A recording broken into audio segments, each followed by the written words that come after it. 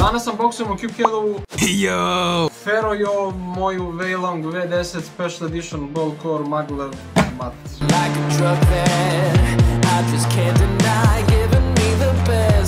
Kutija je jako lepa s ovim ljubičastim akcentima. U kutiji dobijate biznis karticu Cubeheadovu, njegovu karticu sa PB Scramblom, dobijate accessories box i samu kocku. U accessories boxu dobijamo 57 različitih stikera, dobijamo tool za podešavanje tenzija i dobijamo blank beli center cap za blind, što sad više ni ne treba jer je to legal, ali nema veze. Znači, ovo je moj Weilong V10 Ferrocore Edition, ovo je normalna V10. Sada koje su razlike, jeste odmah vidite da ima sive internals, dok normalna ima bele. Koliko sam razumeo, kocka ima gvozdeno jezgro, ima neke dodatne magnete i za razliku od normalne V10 ima mat finish.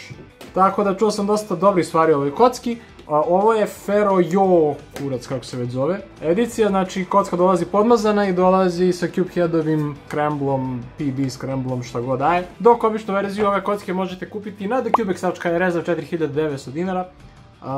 Tako da sad ćemo da vidimo da li je vredna toga. Tako da, ajmo prve poteze.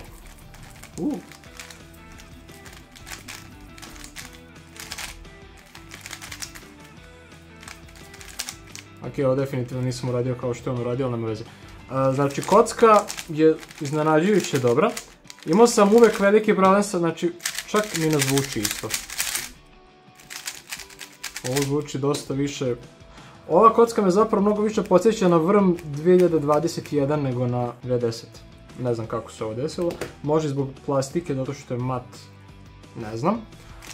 Ali svakako je mnogo bolja nego što sam očekivao. Imao sam veliki problem sa V10 zato što šta god da sam je radio, bila je prebrza. Dok ova za sada mislim jeste sveža podmazana, ali za sada mi deluje dosta bolje i stabilnije.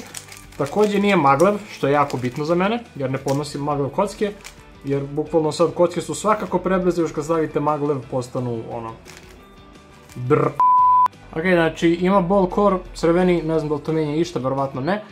Ima magnete u jezgru, ima magnete i u ćošku, koji se lepe za jezgro. Ovi magneti iskreno nisu baš pretrno jaki, pošto ono... Ok, nešto sam izvalio, sad ne znam da li je do moje kocke, ali... Aha. A ne, ima. Ok, mislim da imam defekt u kocki. Jer s ove strane drži magnet. A s ove strane s koje bi trebalo... A ne, ovo zapravo nije defekt, ovo treba ovako da bude, jel?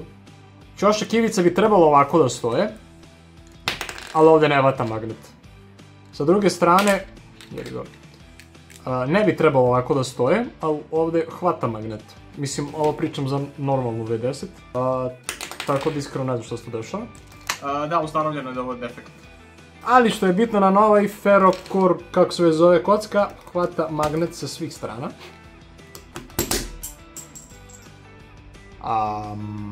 Ja ne znam gdje je ovo palo.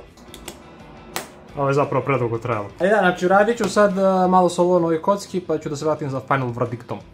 2 days later. Radio sam oko 300 sola na ovoj kocki, malo sam popravio tenziju u odnosu na ono kako je došla. I mogu da kažem da je kocka jako zarazna, znači osjećaj je baš jako lep. Podsjeća me dosta na one boron treated kocke koje su bile popularne, nisu ni bile popularne, ali su bile aktualne pre, majko moje, 7 godina.